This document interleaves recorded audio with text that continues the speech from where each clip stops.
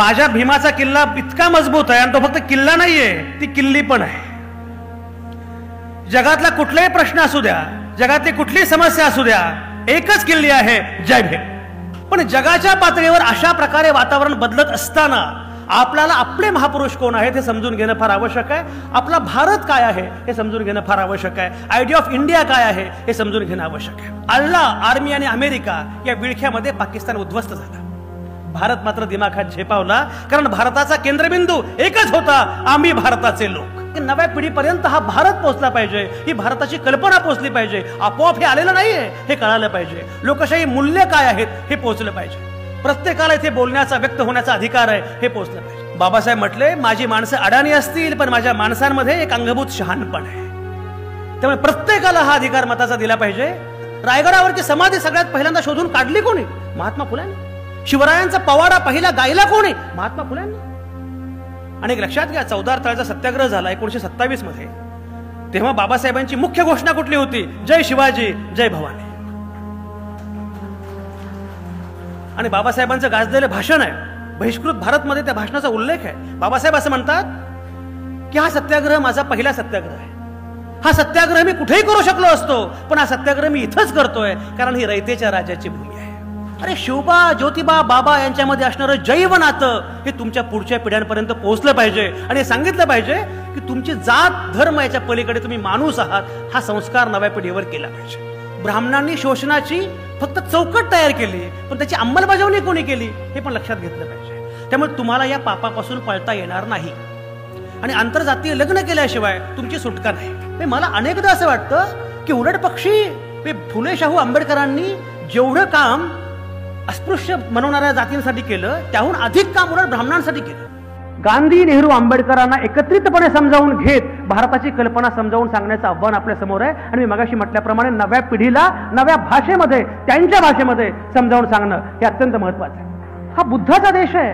हा बुद्धांचा देश निर्बुद्धांचा होत चाललाय आणि तरी आपण हतबुद्ध आहोत. ही सगळ्यात वाईट अवस्था आहे. उद्या या देशाचं वाईट झालं, या देशाचं वाईट झालं तर त्याला कुठलेही नेते जबाबदार असणार नाही, तुम्ही आणि मी जबाबदार असणार आहोत. तर बाबासाहेबांनी म्हटलं होतं, माझा भरोसा यापैकी कोणावरही नाही, माझा भरोसा सर्वसामान्य माणसांवर आहे. जय भीम म्हणणं हे फक्त टाळ्या वाजवण्याचं काम नाही. जय भीम म्हणणं म्हणजे तू सूर्याचा जाळ अंगावर गेलाय. उद्या भस्मसात व्हायची वेळ आली तरी सुद्धा 72 पण मी काम करत राहणार, असा जय भीमचा अर्थ आहे.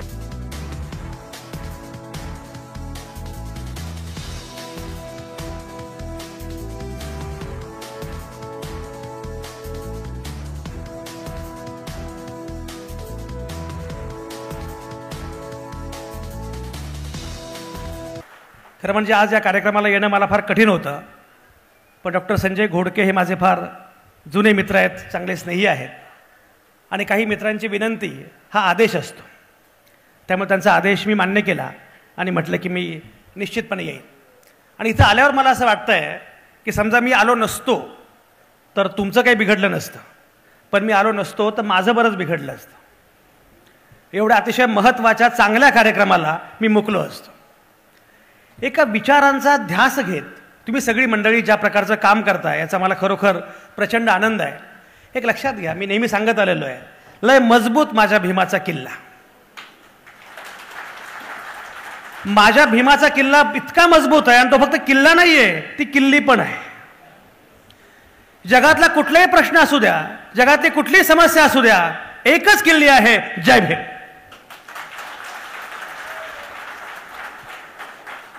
घोडके साहेब, मी नेहमी सांगत आलेलो आहे, जय भीम हा नव्या जगाचा सक्सेस पासवर्ड आहे. मला आठवतं, मुद्दाम सुरुवात करताना सांगतो, मागे हा प्रसंग मी एका ठिकाणी सांगितला होता. डॉक्टर जब्बार पटेल यांनी डॉक्टर बाबासाहेब आंबेडकरांवर एक सिनेमा केला, आपल्यापैकी अनेकांनी तो बघितला असेल. तो चित्रपट केला आणि तो चित्रपट अनेक ठिकाणी झाला प्रदर्शित.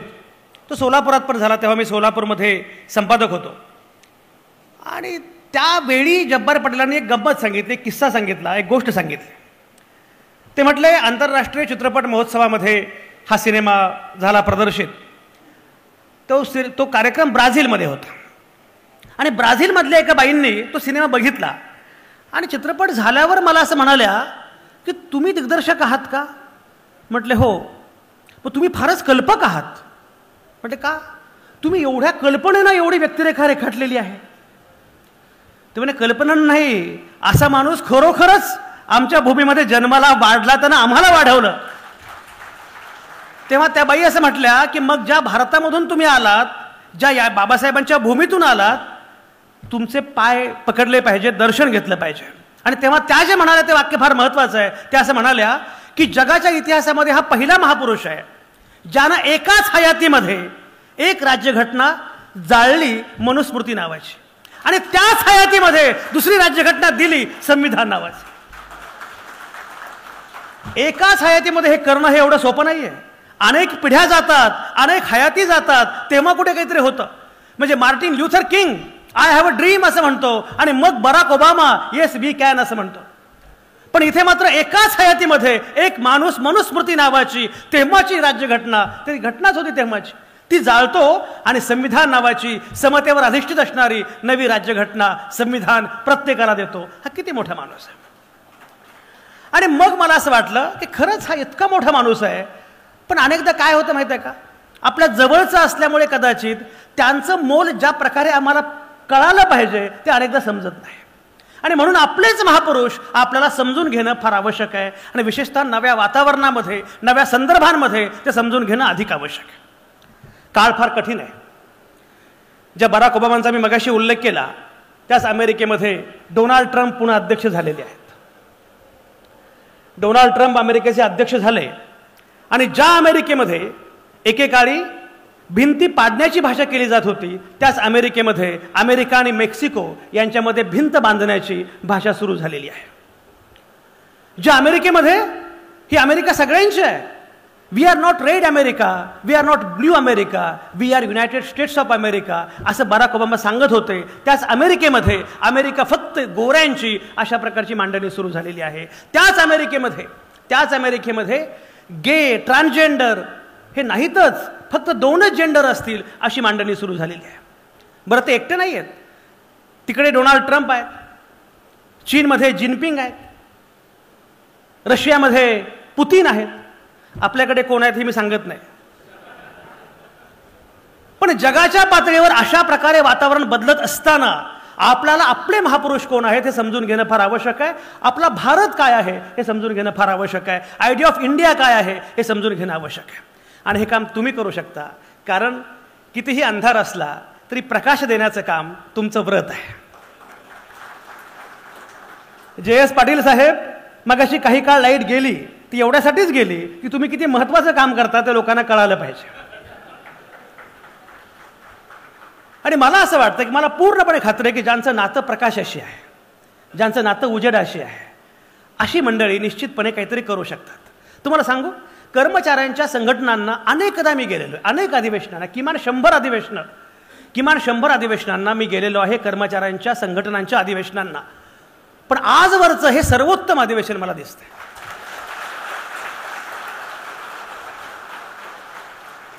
एवढ्या मोठ्या संख्येनं लोक आहेत, पण कानाचे द्रोण करून ऐकतायत भारत काय आहे, ऐकतायत बाबासाहेब कोण आहेत. कारण आपण जिथे आलो, ज्यांच्यामुळे आलो, ते किमान समजून घेतलं पाहिजे. कृतज्ञपणे आपण कोण आहोत, आपला देश काय हे विसरून जाणं हे बरोबर नाही. मला असं वाटतं की हा भारत समजून घेणं, हे महापुरुष समजून घेणं फार आवश्यक आहे. आणि म्हणून मला फार छान वाटतं की तुम्हा लोकांशी मी बोलतोय. मी ज्याप्रमाणे म्हटलं, भारत नावाची गोष्ट इतकी वेगळी आहे. मी जगभरातल्या लोकांना, घोडके सर, मी अनेक ठिकाणी गेलो आहे, आणि अनेक ठिकाणी गेल्यानंतर परदेशामध्ये लोकांना भारताबद्दल आकर्षण वाटतं, आश्चर्य वाटतं की भारत नावाचा देश या प्रकारे उभा कसा राहिला. एवढे धर्म, एवढे पंथ, एवढ्या जाती, एवढ्या भाषा, आणि तरीही भारत नावाचा देश दिमाखात झेपावतोय. तुम्ही कल्पना करा, भारत आणि पाकिस्तान यांचा जन्म एकाच दिवशी झाला, पण तरी पण भारताचा भारत झाला आणि पाकिस्तानचा पाकिस्तान झाला. याचं कारण काय? डॉक्टर आयेशा सिद्दीका नावाच्या प्रख्यात विचारवंत आहेत. त्यांचं पुस्तक आहे the military incorporate in Pakistan. त्या पुस्तकाचा मराठी अनुवाद मीच केलेला आहे, पाकिस्तान लष्करी सत्तेचे अर्थरंग. त्या पुस्तकामध्ये डॉक्टर आयेशा सिद्दीका असं म्हणतात की भारत आणि पाकिस्तान दोघांचाही जन्म एकाच दिवशी झाला, तरी भारताचा भारत झाला आणि पाकिस्तानचा पाकिस्तान झाला. याचं कारण असं आहे, पाकिस्तानच्या धोरण विश्वाचा, चर्चा विश्वाचा केंद्रबिंदू कायम भारतापासून भीती हा होता. आणि भारतापासून भीती म्हटलं की तारणहार येतो. सध्या आपल्याकडे पण सुरू आहे, जा पाकिस्तानला. मी त्यांना म्हणतो की जरा विजा द्या, मला जायला आवडेल, जाऊन येतो, जरा बघतो पाकिस्तान काय. पाकिस्तानचा केंद्रबिंदू धोरणाचा आणि विचारांचा काय होता? भारतापासून भीती. आणि भारतापासून भीती म्हटलं की तारणहार आला, मग आर्मी महत्वाची झाली. अल्ला आर्मी आणि अमेरिका या विळख्यामध्ये पाकिस्तान उद्ध्वस्त झाला. भारत मात्र दिमाखात झेपावला, कारण भारताचा केंद्रबिंदू एकच होता, आम्ही भारताचे लोक. We the people of India, सर्वसामान्य माणूस हा भारताचा केंद्रबिंदू आहे. डॉक्टर संजय घोडके संसदेमध्ये बाबासाहेबांचं 25 नोव्हेंबर 1949ला भाषण झालं. संविधान सादर करताना तर बाबासाहेब काय म्हणतात? राज्यघटना शेवटी काय देईल? कायदे मंडळ, कार्यकारी मंडळ, न्यायमंडळ असे अवयव देईल, पण त्या राज्यघटनेमध्ये प्राण फुंकतील आम्ही भारताचे लोक. बाबासाहेब पुढे असं म्हणतात, एक वेळ अशी येईल की राजकीय नेते आणि राजकीय पक्ष सगळी मूल्य विसरतील. बाबासाहेबांना किती कल्पना होती बघा. एक वेळ अशी येईल की उद्योजक सगळे विसरतील, एक वेळ अशी येईल की माध्यमं विकली जातील, पण तरी सुद्धा माझ्या देशामध्ये लोकशाही सुरक्षित राहील, कारण माझा भरोसा अन्य कोणावर नाही, माझा भरोसा आहे इथल्या सर्वसामान्य माणसांवर.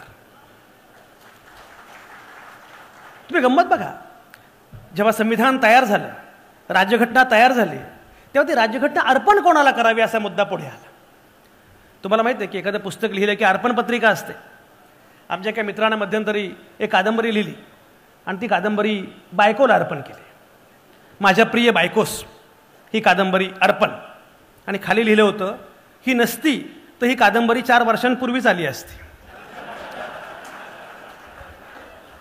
तुमच्यापेक्षा यांना किती पटलं बघा. अर्पण पत्रिका महत्वाची असते. अर्पण कोणाला करायची राज्यघटना? मग काही लोक म्हटले की महात्मा गांधींना अर्पण करूया. महात्मा गांधी काळाच्या पडद्याआड गेलेले होते, आपले राष्ट्रपिता आहेत. गांधीवाद्यांसकट सगळ्यांनी ही कल्पना फेटाळली आणि सांगितलं, कोणाच्याही चरणी आम्ही आमची राज्यघटना अर्पण करणार नाही. म्हणून भारताची राज्यघटना काय म्हणते? आम्ही भारताचे लोक, आम्ही स्वतःप्रत ही राज्यघटना अर्पण करतो आहोत. सर्वसामान्य माणूस हा या देशाचा केंद्रबिंदू आहे.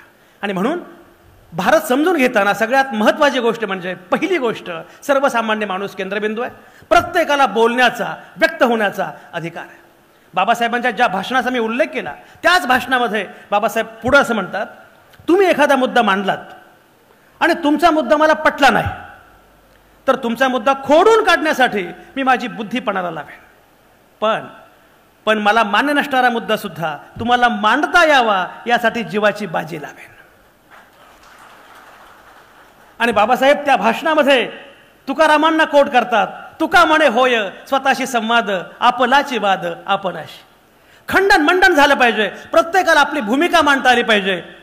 मी म्हणेल तेच अंतिम. असं कसं? इतरांच्या पण मन की बात असतेच ना.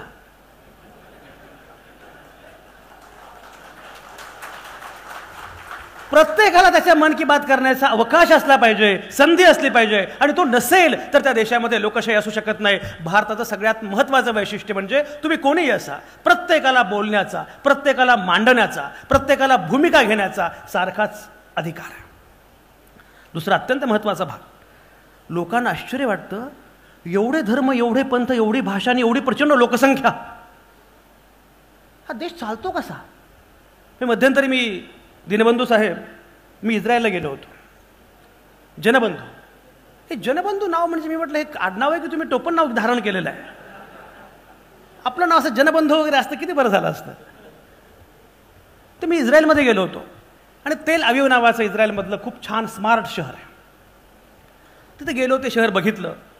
आणि आपल्याला सवय असते की कुठलंही शहर गेलं की अरे बापरे काय स्वच्छता, आणि परत भारतामध्ये यायचं, तेल अविवमध्ये काय स्वच्छता. पण तुम्हाला सांगतो, ठीक आहे कळालं. ते इतकं सुंदर शहर. आणि त्या शहरामध्ये ते सगळं शहर बघितलं. तिथल्या महापौरांनी संध्याकाळी पत्रकार परिषदेचं आयोजन केलं होतं. बरं, आम्हा पत्रकारांना पत्रकार परिषद म्हटलं की कौतुक असतं, आणि भारतामध्ये अशी संधी येत नाही. आता मी काही बोलत नाही, तुम्ही का हसताय काय मला कळत नाही. तर ती पत्रकार परिषद सुरू झाली, मी गेलो, सुरू झालं आणि इतके प्रश्न विचारले मी, 10-12 प्रश्न विचारले. पत्रकार परिषद संपल्यानंतर त्या महापौरांनी जरा मला बाजूला घेतलं. मला म्हटलं, किती प्रश्न विचारता, तुम्ही कुठून आलाय? तेव्हा मी साम टी व्हीचा संपादक होतो आणि माझं ऑफिस मुंबईमध्ये होतं. तर म्हटलं, मुंबईमधून आलेलो आहे. त्यांनी, मुंबईतून आलं आहे, मग तुम्हाला एवढं कौतुक काय तेल अवीवचं? म्हटलं, हो, किती छान शहर आहे. म्हटलं, तुम्हाला कल्पना आहे का तेल अवीव शहराची लोकसंख्या किती आहे? म्हटलं, किती? म्हणे 4 लाख. तुम्हाला कल्पना आहे का अख्ख्या इस्रायल देशाची लोकसंख्या किती आहे? म्हटलं, किती? 80 लाख. आम्हाला प्रश्न पडतो, तुम्ही लोक 3 कोटीची मुंबई कशी सांभाळता? नंतर मी गुगलवर गेलो. आता गुगल हा गुरु आहे. मग काही दिवसांनी गुरु पौर्णिमा बंद होईल आणि गुगल पौर्णिमा सुरू होईल. गुगलवर गेल्यावर माझ्या लक्षात आलं की लोकसंख्येचा विचार करता महाराष्ट्र हा जगातला 10व्या क्रमांकाचा देश आहे. एवढी प्रचंड लोकसंख्या, एवढं वैविध्य, आणि तरी हा देश झेपावतो कसा, याचं अनेकांना आश्चर्य वाटतं. तेव्हाही वाटायचं, आजही वाटतं. आणि तुम्हाला सांगू का, बाहेर जेव्हा तुम्ही जाता ना, तेव्हा भारताचं महत्त्व जरा नीटपणे कळतं. असाच इंडोनेशियामध्ये मी गेलो. इंडोनेशियामध्ये मला एक जावेद नावाचा मित्र भेटला. तो जावेद मला म्हणाला, तुला कसा वाटला माझा देश? म्हटलं, फारच सुंदर आहे आणि इंडोनेशिया फार छान देश आहे आणि इंडोनेशिया हा ऑफिशियली मुस्लिम देश आहे. म्हटलं, तुझा देश मला फार आवडला. तुम्हाला म्हटलं, मला तुझा हिंदू देश बघायचा आहे. म्हटलं, याला कोणी सांगितलं माझा देश हिंदू आहे? हो म्हणे, मी येईन तुझा हिंदू देश बघायला आणि आलो की मी नक्की सांगेन. म्हटलं, ठीक आहे. तो येणारच होता, त्यामुळे मी काही जास्त बोललो नाही. म्हटलं, तू ये भारतात, मग बघू. तो भारतामध्ये आला, मुंबईत गेला, दिल्लीत गेला, अनेक ठिकाणी गेला, पुण्यात पण आला. पण तो आला पुण्यामध्ये तेव्हा नेमका मी घरी नव्हतो. पाहुणे येतात तेव्हा पुणेकर घरी नसतात. इथल्या पुणेकरांना विचारा. आणि समजा आले, घोडके सर समजा आले किंवा मौर्य सर आले, आवटे साहेब मी आलोय जरा पुण्यात. अरे होय का, जरा अगोदर सांगायचं ना, मी नेमका बाहेर आहे. नाही, पण आपलं ते जेवायचं राहिलंय. नाही, गडचिरोलीमध्ये आल्यानंतर आपण जेवण करू. त्यामुळे तो आला तेव्हा नेमका मी घरी नव्हतो. पण त्याला मला व्हॉट्सॲपवर मेसेज पाठवला. तो म्हटला, संजय, मी तुझा देश बघितला आणि तुझा हिंदू देश मला भयंकर आवडला. म्हटलं, परत हा हिंदू देश म्हणतो, तू बघितलंस काय? म्हटलं, मी ताजमहाल बघितला. म्हटलं, वा. मी लाल किल्ला बघितला. मी अजिंठ्याची लेणी पाहिली. म्हटलं, बरं, आणखी काय? म्हणजे मला एक स्वप्न होतं की हॉटेल ताजमध्ये एक रात्र मुक्काम करायचा. हे सगळं बघितलं आणि तुझा हिंदू देश मला भयंकर आवडला. मी म्हटलं, कोणालाही आवडावा असा माझा देश आहेच, पण तू वारंवार हिंदू देश म्हणतोय म्हणून सांगतो, तुझे बघितलंस त्यात हिंदू काहीच नव्हतं. ताजमहाल हिंदू नाही, लाल किल्ला हिंदू नाही, हॉटेल ताजचा मालक हिंदू नाही आणि अजिंठ्याची लेणी पण हिंदू नाहीत. पण माझा देश सुंदर आहे हे मात्र खरं आहे, कारण तो हिंदूंचा आहेच, पण तो प्रत्येकाचा आहे. हे जे वेगळेपण आहे या देशाचं, तुमच्यापैकी अनेकांनी भाग मिल्खा भाग सिनेमा पाहिला असेल. माझ्या ज्या पुस्तकाचा मगाशी उल्लेख झाला, विथ द चेंज आम्ही भारताचे लोक, त्या पुस्तकामध्ये कविता आहे. ती कविता अशी आहे, धर्माने पेटवलेल्या वणव्यातून मिल्खा सिंग धावत असतो. धर्माने पेटवलेल्या वणव्यातून मिल्खा सिंग धावत असतो. धावणाऱ्या मिल्खाच्या रूपात फरहान अख्तर दिसतो. टाळ्या पिटणाऱ्या कोणालाच दोघांचाही धर्म ठाऊक नसतो. अरे तुम्ही कितीही नाकारलीत तरी हीच माझ्या देशाची गाथा आहे. भल्या भल्यांचा उतरवला तोरा, तुमची काय कथा आहे? आम्ही भारताचे लोक, हीच आमची ख्याती आहे. ही ख्याती बुलंद केली पाहिजे. मला आठवतं, उद्धव ठाकरे महाराष्ट्राचे मुख्यमंत्री होते आणि उद्धव ठाकरे आणि मी एकत्र एका व्यासपीठावर, विचारपीठावर होतो. तेव्हा भाषण करताना मी उद्धव साहेबांना उद्देशून असं म्हणालो, उद्धव साहेब, तुम्ही बाळासाहेब ठाकरेंना हिंदू हृदय सम्राट म्हणता, पण एक लक्षात घ्या, हिंदू हृदय सम्राटावर जेव्हा सिनेमा काढायची वेळ आली तेव्हा तुम्हाला नवाजुद्दीन सिद्दीकी शोधावा लागला. श्याम बेनेगल वारले, पण भारत एक खोज मालिका अजरामर आहे. डिस्कवरी ऑफ इंडिया हे पंडित नेहरूंचं पुस्तक, त्याच्यावर भारत एक खोज नावाची मालिका निघाली. भारत एक खोज मालिकेमध्ये छत्रपती शिवरायांची भूमिका करण्यासाठी नसरुद्दीन शहा शोधावा लागला. झाकीर हुसेन वारले, त्यापूर्वी शिवकुमार शर्मा सुद्धा गेले. शिवकुमार शर्मा गेल्यानंतर त्यांना खांदा झाकीर हुसेनला दिला. हा भारत आहे. ही भारताची कल्पना नव्या पिढीपर्यंत पोहोचवावी लागणार आहे. एक लक्षात घ्या, नव्या पिढीपर्यंत हे पोहोचवणं फार महत्त्वाचं आहे. आणि मी वारंवार तुम्हाला सांगतो यासाठी, कारण नव्या पिढीला नव्या भाषेत बोलावं लागतं. अनेकदा काय होतं, बाप इथे जय भीम म्हणतो आणि पोराला काहीच माहिती नसतं. याचं कारण चूक मुलाची नाहीये, मुलाच्या भाषेत तुम्हाला सांगता येत नाही, ही आपली अडचण आहे. आणि म्हणून मला असं वाटतं की नव्या पिढीपर्यंत हा भारत पोहोचला पाहिजे, ही भारताची कल्पना पोहोचली पाहिजे. आपोआप हे आलेलं नाहीये, हे कळालं पाहिजे. लोकशाही मूल्य काय आहेत हे पोहोचलं पाहिजे. प्रत्येकाला इथे बोलण्याचा, व्यक्त होण्याचा अधिकार आहे, हे पोहोचलं पाहिजे. अरे सोपं नाही आहे, तुम्ही कल्पना करू शकत नाही. विधानसभेची निवडणूक नुकतीच झाली आणि विधानसभेची निवडणूक मतदान झालं आणि त्याच दिवशी सराफाच्या बाजारामध्ये गर्दी होती. मला दुःख झालं, लोक पैसे घेऊन मतं विकतात. ज्या बाबासाहेबांनी प्रत्येकाला मताचा अधिकार मिळावा यासाठी किती लढाई दिली. जेव्हा मताच्या अधिकाराचा मुद्दा पुढे आला तेव्हा असं म्हटलं जात होतं की शिक्षणाची अट ठेवा. बाबासाहेबांना माहिती होतं शिकलेले कोण आहेत. बाबासाहेब म्हटले, माझी माणसं अडाणी असतील पण माझ्या माणसांमध्ये एक अंगभूत शहाणपण आहे, त्यामुळे प्रत्येकाला हा अधिकार मताचा दिला पाहिजे. तुम्हाला मजा सांगतो, जेव्हा बराक ओबामा अमेरिकेचे अध्यक्ष होते तो आपल्याकडे डॉक्टर मनमोहन सिंग हे पंतप्रधान होते. ओबामा आणि मनमोहन सिंग दोघे खूप जवळचे मित्र.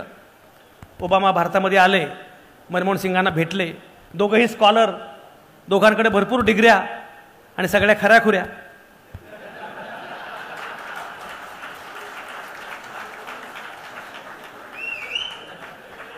दोघे एकमेकांना भेटले आणि भेटल्यानंतर बराक ओबामांनी मनमोहन सिंगांना एक पुस्तक प्रेझेंट दिलं. जनबंधू विचारतात मला की पुस्तक का प्रेझेंट दिलं. तेव्हाचे पंतप्रधान पुस्तक वाचायचे.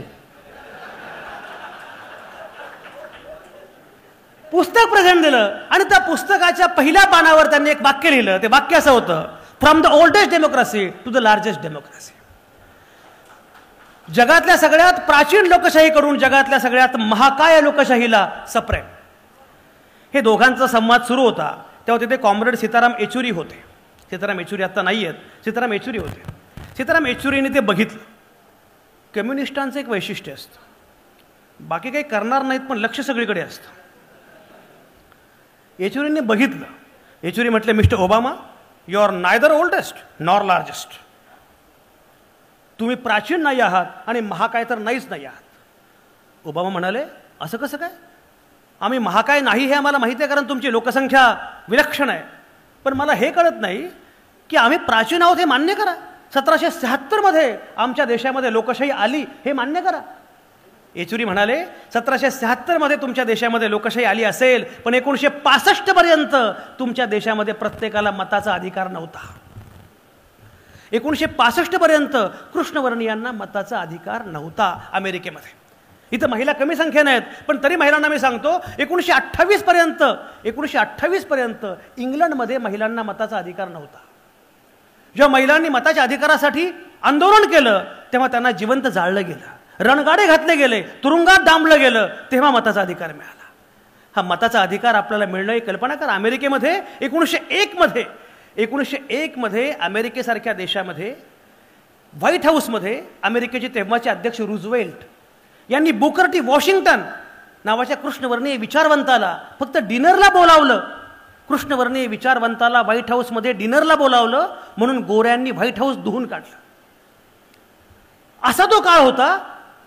तिथे बराक ओबामा अमेरिकेचे अध्यक्ष झाले. हा खरंच बदल होता. पण एक लक्षात घ्या, बराक ओबामा असं म्हणाले, जेव्हा बघितलं आणि बराक ओबामांनी एक मांडणी केली ते असं म्हटले की मला असं वाटतं की खरं म्हणजे अमेरिकेनं भारताकडून शिकावं असं बरंच काही आहे. आणि तेव्हा ओबामा असं म्हणाले, what is beauty of India, what is beauty of India, you have Mary Kom, you have Shahrukh Khan, you have Milkha Singh all together. हे सगळं एकत्र असणं ही खरी गंमत आहे. आणि म्हणून मला असं वाटतं की हा देश समजून घेताना हा सगळा पट पण समजून घेतला पाहिजे. तुम्हाला एक गंमत सांगतो. मी मगाशी उल्लेख केल्याप्रमाणे बराक ओबामा भारतामध्ये आल्यानंतर ते बोलले हे खरं आहे, पण मुळात बराक ओबामा अमेरिकेचे अध्यक्ष झाले त्याच अमेरिकेमध्ये डोनाल्ड ट्रम्प आलेले आहेत. ज्या भारतामध्ये डॉक्टर मनमोहन सिंग पंतप्रधान होते त्या भारताचं पुढे काय झालंय हे मी सांगत नाही, पण हे का झालं हा विचार मात्र केला पाहिजे. तुम्हाला मजा सांगतो. 2008 मध्ये मगाशी माझ्या पुस्तकाचा उल्लेख केला, बराक ओबामा बदलत्या जगाचा सक्सेस पासवर्ड नावाचं पुस्तक मी 2008 मध्ये लिहिलं. बराक हुसेन ओबामा अमेरिकेचे अध्यक्ष व्हावेत अशी माझी फार इच्छा होती. आणि गोडके सर बराक ओबामा अमेरिकेचे अध्यक्ष झाले. झाल्यानंतर मी फार खुश होतो. याचं कारण असं होतं की अमेरिकेच्या अध्यक्षाचं नाव कसं पाहिजे? George Bush, Bill Clinton, Joe Biden, Donald Trump, Barack Hussein Obama. Barack Hussein Obama या नावाचा माणूस अमेरिकेचा अध्यक्ष होणं हा बदल आहे, ही क्रांती आहे असं माझं म्हणणं होतं. बराक ओबामा अमेरिकेचे अध्यक्ष झाले आणि आमच्या पुण्यामध्ये एक परिसंवाद होता. बराक ओबामा अमेरिकेचे अध्यक्ष झाले, आता पुढे काय? आमच्या पुणेकरांना ही फार चिंता असते घोडकेसर. ते पु ल देशपांडेंनी म्हटलं ना, मी पुणेकर, मी मुंबईकर, मी नागपूरकर, तर त्यांनी असं म्हटलं आहे की आपण महानगरपालिकेमध्ये उंदीर मारण्याच्या विभागात काम करत असलो तरीही अमेरिकेच्या अध्यक्षांना आपण सल्ला देऊ शकतो असे ज्याच वाटते त्याच पुणेकर म्हणावे. त्यामुळे बराक ओबामा अमेरिकेचे अध्यक्ष झाले, आता पुढे काय असा परिसंवाद होता. बरं, ही गोष्ट 16 वर्षांपूर्वीची आणि आय वॉज एक्सायटेड. मला असं वाटलं की ही फार मोठी घटना आहे. बराक ओबामा अमेरिकेचे अध्यक्ष झाले. पहिलं भाषण माझं होतं त्या परिसंवादामध्ये आणि मी अत्यंत उत्तेजित पद्धतीनं जोरदारपणे मांडणी केली की बराक ओबामा अमेरिकेचे अध्यक्ष होणं हा बदल आहे, it is expression of the change वगैरे वगैरे. माझं भाषण झाल्यानंतर एक विचारवंत माझ्यासोबत होते, ते उभे राहिले. ते म्हटले, संजय आवटे बोलले, बरं बोलले. हसू नका, बरं हे पुण्यातलं सुपरलेटिव्ह आहे. गुड, बेटर, बेस्ट आणि मग बरं. मग एखाद्याचं फार कौतुक करायचं म्हणजे बरं बोलला. आणि संजय आवटे बोलले, बरं बोलले, पण बराक ओबामा अमेरिकेचे अध्यक्ष झाल्यामुळे जग बदलेल असा माझा दावा नाही. त्यांनी असं म्हटल्यावर मला प्रतिवाद करणं भाग होतं. मी म्हटलं, मला माझी मांडणी करायची. मी गेलो आणि असं म्हणालो, बराक ओबामा अमेरिकेचे अध्यक्ष झाल्यामुळे जग बदलेल असा माझा दावाच नाहीये. माझा दावा असा आहे, जग बदलल्यामुळे बराक ओबामा अमेरिकेचे अध्यक्ष झालेले आहेत. हे बदलणारं जग समजून घेतलं पाहिजे. पण त्याच बदलणाऱ्या जगामध्ये मी म्हटल्याप्रमाणे डोनाल्ड ट्रम्प आले आणि हा सगळा बदल झाला. मला असं वाटतं की आता नव्या कालखंडामध्ये नवी मांडणी करण्याचं आव्हान आपल्यासमोर आहे. तेव्हा लोकांनी मला विचारलं, तुम्ही बराक ओबामांवर पुस्तक का लिहिलं? तर तुमचं ओबामांवर एवढं प्रेम का? तेव्हा मी असं म्हटलं की मला ओबामांवर पुस्तक लिहायचं नव्हतं. मला फुले शाहू आंबेडकरी मूल्य परंपरेवर पुस्तक लिहायचं होतं. पण नव्या पिढीला नवे हिरो पाहिजे असतात, नव्या पिढीला नवे आयकॉन हवे असतात.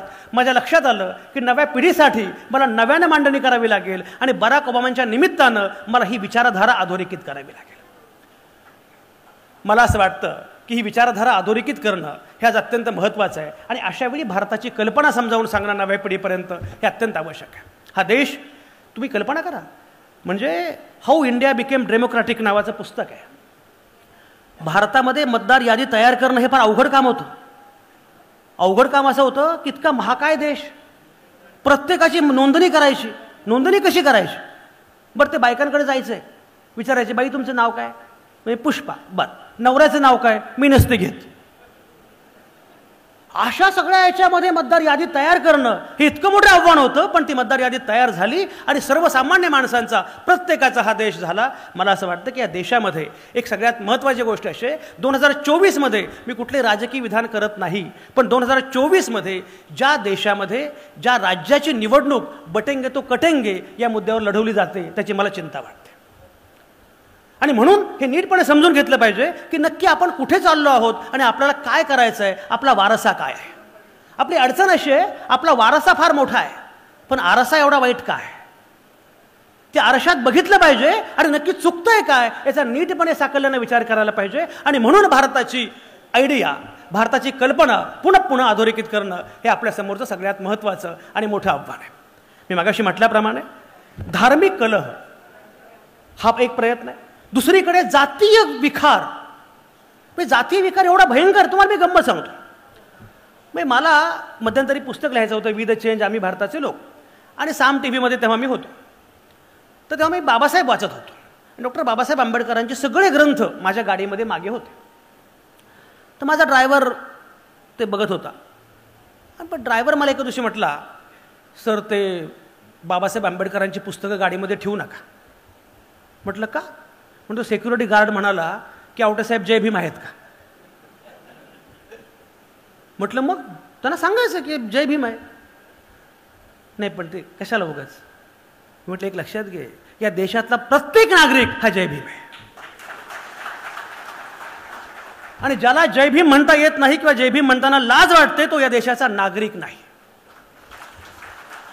अरे हा माझा वारसा आहे, हा वारसा उजळपणे सांगितला पाहिजे, मांडला पाहिजे. पण आपल्याकडे अडचण काय आहे? बाबासाहेब वाचतो म्हणजे जय भीम, शिवाजी महाराजांचा पुत्र आहे म्हणजे मराठा, महात्मा फुलांबद्दल बोलतो म्हणजे ओबीसी. हा काय प्रकार करून टाकलाय? त्यांना सांगितलं पाहिजे जाणीवपूर्वक नव्या पिढीला सुद्धा आणि प्रत्येकाला की अरे छत्रपती शिवाजी महाराज हा महाराष्ट्राचा प्रेरणास्रोत आहे. हे महाराष्ट्राला सगळ्यात पहिल्यांदा सांगितलं कोणी? महात्मा फुल्यांनी. जे नारायण मेघाजी लोखंडेंचा आपण उल्लेख केला, नारायण मेघाजी लोखंडे महात्मा फुल्यांचे अनुयायी. महात्मा फुल्यांनी सांगितलं. रायगडावरची समाधी सगळ्यात पहिल्यांदा शोधून काढली कोणी? महात्मा फुल्यांनी. शिवरायांचा पवाडा पहिला गायला कोणी? महात्मा फुल्यांनी. आणि एक लक्षात घ्या, 14 तळ्याचा सत्याग्रह झाला 1927 मध्ये. तेव्हा बाबासाहेबांची मुख्य घोषणा कुठली होती? जय शिवाजी, जय भवानी. आणि बाबासाहेबांचं गाजलेलं भाषण आहे, बहिष्कृत भारतमध्ये त्या भाषणाचा उल्लेख आहे. बाबासाहेब असं म्हणतात की हा सत्याग्रह माझा पहिला सत्याग्रह आहे. हा सत्याग्रह मी कुठेही करू शकलो असतो, पण हा सत्याग्रह मी इथंच करतोय कारण ही रयतेच्या राजाची भूमी आहे. आणि मग आमचा शाहीर म्हणतो, दोनच राजे इथे गाजले या कोकण पुण्यभूमीवर, एक त्या रायगडावर, एक चवदार तळ्यावर. अरे शिवबा, ज्योतिबा, बाबा यांच्यामध्ये असणारं जैव नातं हे तुमच्या पुढच्या पिढ्यांपर्यंत पोहोचलं पाहिजे. आणि हे सांगितलं पाहिजे की तुमची जात धर्म याच्या पलीकडे तुम्ही माणूस आहात, हा संस्कार नव्या पिढीवर केला पाहिजे. मला गंमत वाटते, मध्यंतरी मला महात्मा फुले समता पुरस्कार जाहीर झाला, 1 लाख रुपयांचा पुरस्कार. छगन भुजबळांच्या समता परिषदेच्या वतीनं तो दिला जातो. छगन भुजबळांनी मला फोन केला, पण आवटे साहेब तुम्ही पुरस्कार स्वीकारणार का? त्यांना चिंता होती कारण त्यांनी मध्ये जरा गडबड केलेली होती, त्यामुळे मी पुरस्कार स्वीकारेन का असं भय होतं. म्हटलं घेणार पुरस्कार, फक्त म्हटलं एक तिथं आल्यानंतर मी हवं ते बोलणार. ते म्हटले मी नाही म्हटलो तर तुम्ही काय गप्प बसणार आहे का? पण तो पुरस्कार जाहीर झाल्यानंतर मला जे फोन आले त्यामध्ये 2 वाक्य असायचे. पहिलं वाक्य, आवटे साहेब तुमचं अभिनंदन, तुम्हाला मोठा पुरस्कार मिळाला. दुसरं वाक्य, मला माहिती नव्हतं तुम्ही माळी आहात. अरे पाटील साहेब मला कळे ना. म्हटलं ज्या महात्मा फुल्यांनी आयुष्यभर जाती अंतासाठी लढा दिला त्या महात्मा फुलांचा पुरस्कार मिळतो म्हणून मी माळी होतो? हा काय प्रकार आहे? आणि म्हणून मी मगाशी म्हटलं आपल्याला ज्या फुले शाहू आंबेडकरांचा वारसा सांगताना हे लक्षात घेतलं पाहिजे की नक्की आपण कुठल्या विचारांचे वाहक आहोत, आपण कुठल्या विचारांचे वारसदार आहोत. मला आठवलं आचार्य प्रक यात्र्यांनी महात्मा फुल्यांवर सिनेमा केला, खूप चांगला चित्रपट आहे, ज्यांना शक्य त्यांनी बघा. राष्ट्रपती पुरस्कार मिळाला त्या चित्रपटाला. तो पुरस्कार भयंकर चांगला मोठा पुरस्कार मिळाला, पण पिक्चर काही चालला नाही, चित्रपट पडला, चित्रपटानं गल्ला काही जमवला नाही. त्यामुळे आचार्य प्रक यात्रे कर्जबाजारी झाले. पण त्यांना राष्ट्रपती पुरस्कार मिळाला म्हणून पुणेकरांनी सत्कार समारंभाचं आयोजन केलं. आता आचार्य प्रक यात्रे म्हणजे फार खडूस. प्रक यात्रांनी पुणेकरांना विचारलं, जे आले होते, आपला सत्कार करायचा अशी आमची योजना आहे. ते म्हटले ठीक आहे, निधी किती मिळेल? ते पुणेकर म्हणाले काळजी करू नका, भरपूर वर्गणी गोळा केलेली आहे आणि चांगली शाल तुम्हाला मिळेल. झालं. आचार्य प्रक यात्रे आले आणि भाषणामध्ये असं म्हणाले, सत्काराचं त्यांचं भाषण प्रसिद्ध आहे. आचार्य प्रक यात्रे असं म्हणाले की महात्मा फुल्यांवर मी सिनेमा केला, सिनेमाला राष्ट्रपती पुरस्कार मिळाला, तो जगभरात गाजला, पण चित्रपट पडला, मी कर्जबाजारी झालो, चित्रपट कोणी बघितलाच नाही. याचं कारण काय? म्हणजे कारण एकच, सिनेमा माळ्यावर काढला म्हणून ब्राह्मणांनी बघितला नाही, आणि सिनेमा ब्राह्मणांनी काढला म्हणून माळ्यांनी बघितला नाही. हा जो प्रकार आहे याच्या पलीकडे आपण जाणार की नाही. आणि म्हणून मी तुम्हाला मुद्दाम सांगतोय, कारण एक लक्षात घ्या, उगाच गांधी, नेहरू, आंबेडकर, फुले शाहू आंबेडकर, मौलाना आझाद, सरदार पटेल हे सांगून चालणार नाही. व्यावहारिक मुद्द्यांवर आपल्याला बोलावं लागणार आहे. मी तुम्हाला सांगतो, विदर्भामध्ये मी संपादक होतो. अकोला नावाचं शहर आहे, तुम्हाला माहिती आहे प्रत्येकाला. अकोल्यामध्ये मी संपादक होतो. त्यातली घटना गोष्ट मी सांगितली होती एका ठिकाणी, ती बरीच व्हायरल पण झाली. अकोल्यामध्ये मी संपादक म्हणून गेलो आणि गंमत काय, माझ्या विदर्भात कोणी नातेवाईक नाहीत, कोणीच नाही, माझा विदर्भाशी काही संबंध नाही. एकदम मी अकोल्यामध्ये बॅग घेऊन आलो संपादक म्हणूनच. तर मला असं वाटलं की अकोल्यातले लोक विचारतील तुमचा विदर्भाशी काही संबंध नाही, मग तुम्ही कसं काय संपादक? बरं तेव्हा मी खूप तरुण होतो, खूप लहान होतो, एवढा कमी वयाचा माणूस, असं कसं काय? पण प्रश्न वेगळाच होता, आवटे म्हणजे कोण? बरं माझे कोणी नातेवाईक नसल्यामुळे हा यांचा तो भाऊ, यांचं अमुक असं काही नव्हतं. पण लोकांच्या मनामध्ये एकच प्रश्न, आवटे आवटे म्हणजे कोण? मी गेल्या गेल्या बरं, अकोल्याचं वैशिष्ट्य काय माहिती आहे का? अकोल्यामध्ये मोठ्या संख्येनं ब्राह्मण आहेत. अरुण दिवेकर हे मंत्री तुम्हाला माहिती आहेत. अकोल्यामध्ये मोठ्या संख्येनं मराठा आहेत. तुम्हाला पुरुषोत्तम खेडेकरांची मराठा सेवा संघ तिथली स्थापना आहे. अकोल्यामध्ये मोठ्या संख्येने बौद्ध आहेत. प्रकाश आंबेडकर खुल्या मतदारसंघातून अकोल्यातून खासदार झाले होते. तिन्ही जाती भरपूर आहेत. गेल्या गेल्या मी पहिल्यांदा, बरं माझी गंमत काय, माझं नाव आहे संजय श्रीधर आवटे. हे जो जे वांछिल तो ते लाव. संजय पाटील असतं, संजय गोखले असतं, संजय कांबळे असतं, संजय मेंदळे असतं, तर जरा हे संजय श्रीधर आवटे जरा गडबड होते. तर मला माझ्याकडे आले लोक बरं का अकोल्यात, आणि अकोल्यामध्ये एक ब्राह्मण गल्ली आहे, तिथे एक वाचनालय हे लोक चालवतात. तर माझ्याकडे आले, मला म्हणाले आपलं वाचनालय आहे आणि वाचनालयामध्ये व्याख्यानासाठी आपण यावं अशी आमची विनंती आहे. म्हटलं येणार, काही प्रश्नच नाही. आपण कुठल्या विषयावर बोलाल? म्हटलं आपण सांगा. म्हटलं आम्हाला असं वाटतं की ज्ञानेश्वरांच्या पसायदानावर आपण बोलावं. म्हटलं अगदी बोलतो, काही अडचण नाही. मी गेलो आणि संत ज्ञानेश्वरांच्या पसायदानावर मी 2 तास बोललो. आता ज्ञानेश्वरांच्या पसायदानावर बोलतो म्हणजे हा ब्राह्मण. त्या ज्ञानेश्वराला जिवंत असताना कोणी ब्राह्मण मानलं नाही. झालं, सगळीकडे दवंडी पिटली की हे ब्राह्मण आहेत. मग ते सगळे ब्राह्मण गल्लीतले लोक माझ्याकडे आले. बरं झालं तुम्ही आलात. आता काय झालं, रिझर्वेशनमुळे सगळीकडे तेच आहेत हो. फार दुःख होतं, पण आता काय करणार.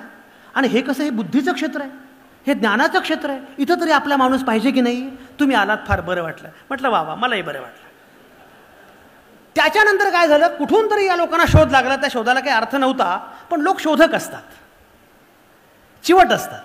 शोध लागला की आवटे मराठा असतात. जुन्नर मंचर वगैरे भागामध्ये आवटे मराठा आहेत. मग मराठा सेवा संघाचे लोक माझ्याकडे आले आणि पुरुषोत्तम खेडेकर आमचे जुने मित्र, त्यांनी मला सांगितलं आवटे साहेब, एक आपल्या तरुण मुलांचं अधिवेशन आहे, तुम्ही जरा येऊन भाषण करा. म्हटलं ठीक आहे येईल. फक्त म्हटलं मी जातीच्या व्यासपीठावर जात नाही, म्हणजे ते आपण बॅनर काढून टाकू, पण तरुण मुलांशी बोला. ठीक आहे. मी गेलो आणि मी म्हटलं की एक लक्षात घ्या, तुमची जात कुठली मला माहिती नाही, पण एक लक्षात घ्या, जी शोषणाची व्यवस्था आता उभी राहिलेली आहे त्यामध्ये ज्याप्रमाणे ब्राह्मण जबाबदार आहेत त्याप्रमाणे मराठा आणि बाकी उच्च जाती पण जबाबदार आहेत. ब्राह्मणांनी शोषणाची फक्त चौकट तयार केली, पण त्याची अंमलबजावणी कोणी केली हे पण लक्षात घेतलं पाहिजे. त्यामुळे तुम्हाला या पापापासून पळता येणार नाही आणि आंतरजातीय लग्न केल्याशिवाय तुमची सुटका नाही. माझं भाषण झाल्यावर ते लोक अवघड आहे म्हटलं तर काय. ते एक जण उभे राहिले. म्हटलं संजय आवटे बोलले, वाईट बोलले, पण आपलाच माणूस आहे. झालं. त्याच्यानंतर 6 डिसेंबर आला आणि अकोल्यामध्ये माझी भाषणं सुरू झाली. एवढी भाषणं की मला प्रकाश आंबेडकर गमतीने म्हणाले, माझ्यापेक्षा तुम्हालाच लोक जास्त बोलावतात. म्हटलं काळजी करू नका, मी लोकसभा लढवणार नाही. माझी भरपूर भाषणं सुरू झाली ठिकठिकाणी. आणि मी माझं एक वैशिष्ट्य किंवा माझे एक मी व्रत म्हणा की बाबासाहेबांवर जिथे कुठे बोलायला असेल ते मी शक्यतो जातो. आपण तेवढंच करू शकतो, आपण ते पेरत राहायला पाहिजे या मताचा मी आहे. माझी भरपूर भाषणं, शेवटचं भाषण 2.5 तास चाललं. 2.5 तास माझं भाषण झाल्यावर आयोजकांनी मला मिठी मारली. जय भीम साहेब, इतके दिवस सांगितलं नाही तुम्ही आमचे आहात.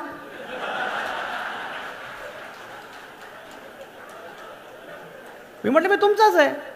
झालं. त्याच्यानंतर 6 महिन्यांनी अकोल्यातून मला माझी बदली झाली आणि मी पुण्याला येणार असं ठरलं. तर माझा निरोप समारंभ फार मोठ्या प्रमाणात अकोल्यामध्ये झाला आणि त्याला सगळे अरुण देवेकर, प्रकाश आंबेडकर सगळी मंडळी हजर होते. तर त्या संयोजिका होत्या, सूत्रसंचालक. त्या सूत्रसंचालन करणाऱ्या प्राध्यापिका होत्या. त्या प्राध्यापिका म्हणाल्या, संजय आवटे सर 2.5 वर्ष अकोल्यामध्ये होते पण जात नाही कळू दिली. आले लबाडा, असं म्हणजे जात नाही कळू दिली. मी माझ्या भाषणामध्ये असं म्हटलं, मी जात लपवत नाही, पण मुळात जात ही माणसाची ओळख आहे हे मी मानत नाही. आणि ज्या अर्थी ब्राह्मणांना मी ब्राह्मण वाटलो, ज्या अर्थी बौद्धांना बौद्ध वाटलो आणि मराठ्यांना मराठा वाटलो, त्या अर्थी मी खराखुरा माणूस आहे. आणि मला माझ्या फुले शाहू आंबेडकरांनी काय शिकवलं असेल तर माणूस हो हे शिकवलं. आणि म्हणून मला असं वाटतं, मी मागाशी उल्लेख केला 14 तळ्याचा सत्याग्रह, तो सत्याग्रह जेव्हा बाबासाहेबांनी महाडला केला तेव्हा बाबासाहेबांच्या कार्यकर्त्यांना अनेकांनी मारहाण केली. कुणब्यांनी मारहाण केली, मराठ्यांनी मारहाण केली, ब्राह्मणांनी मारहाण केली, गुरुवांनी मारहाण केली. कोणीच जागा द्यायला तयार नव्हतं सत्याग्रहासाठी. तेव्हा फत्ते खान नावाचा एक माणूस पुढे आला आणि तो म्हटला बाबासाहेबांना, बाबासाहेब मी जागा देतो, काळजी करू नका. बाकीचे लोक आले, म्हटले जागा दिलीस ना, तुला आम्ही जिवंत ठेवून काही करा, मैं जबान का पक्का हूं. मी जागा दिली, बाबासाहेबांना जागा दिली. कोण फत्ते खान, काय संबंध, जाती धर्माचा इथे मुद्दाच नसतो. ही गंमत मी एका भाषणात सांगत होतो आणि ते माझं भाषण बरंच व्हायरल झालं. ते कोणीतरी ऐकलं आणि मला एका दिवशी फोन आला, म्हणजे संजय आवटे साहेब मी महाडमधून बोलतोय. म्हटलं बोला. ज्या फत्तेखानाचा तुम्ही उल्लेख केला त्यांचा मी नातू बोलतोय. हे नातं आहे आपलं. आणि हे म्हणून मी म्हटलं की या पद्धतीनं तुम्हाला समजावून सांगता आलं पाहिजे की या देशाची गाथा काय, या देशाचा वारसा काय. अरे साधी गोष्ट आहे, तुम्हाला कल्पना आहे. मला अनेकदा असं वाटतं की उलट पक्षी फुले शाहू आंबेडकरांनी जेवढं काम अस्पृश्य म्हणवणाऱ्या जातींसाठी केलं त्याहून अधिक काम उलट ब्राह्मणांसाठी केलं. तुम्हाला एक मजा सांगतो, एक वेगळी गंमत सांगतो. अनेकदा मी ती सांगितली आहे पण पुन्हा एकदा सांगतो. एके दिवशी मला व्हॉट्सॲपवर असाच एक मेसेज आला. तो मेसेज होता माझ्या कॉलेजमधल्या ड्रीम गर्ल्स. घोडके सर लाजले एकदम, अजून आठवणी ताज्या आहेत. म्हणजे ते तरुण मुलं आहेत, त्यांना माहिती नाही आपल्या कॉलेजचा काळ किती कठीण होता. तेव्हा व्हॉट्सॲप बिट्सॲप काही नव्हतं. तेव्हा पत्र लिहावी लागायची. पण नुसते पत्र लिहायचं नाही, पत्र लिहून पुन्हा कबूतर शोधावं लागायचं. त्या कबुतराला वडापाव खाऊ घालावा लागायचा. आणि एवढं करून सगळं केल्यानंतर ते पत्र तिला मिळाले की नाही कळतच नसे, कारण ती अशी. बरं माझं अक्षर चांगलं होतं त्यामुळे मी इतरांची पण पत्र लिहायचो. मी त्यांना म्हटलं अरे पण असं तुझं पत्र मी कसं काय लिहिणार, तुझं प्रेम आहे. ते म्हणे पाडगावकर काय म्हटले, प्रेम म्हणजे प्रेम असतं, तुमचं नामचं सेम असतं. एवढी पत्र लिहिली घोडके साहेब, त्यामुळे पत्रकार झालं बहुतेक. अशो त्या मैत्रिणीला एवढी पत्र लिहिली आणि तेव्हा काही झालं नाही. तिचा अचानकपणे मेसेज, संजय कसा आहेस.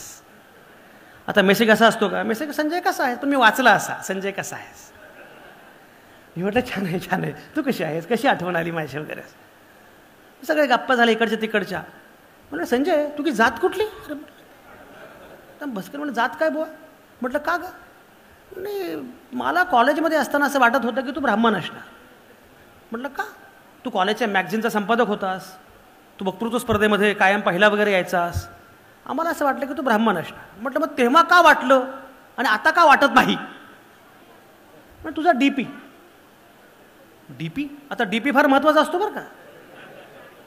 मी मला मध्यंतरी मुंबईमध्ये एक प्राध्यापिका भेटल्या आणि म्हणाले आवटे साहेब ओळखलत का, आपण फेसबुकवर फ्रेंड आहोत. मी म्हटलं भेटल्यावर ओळखू याल, असा डीपी ठेवत चला.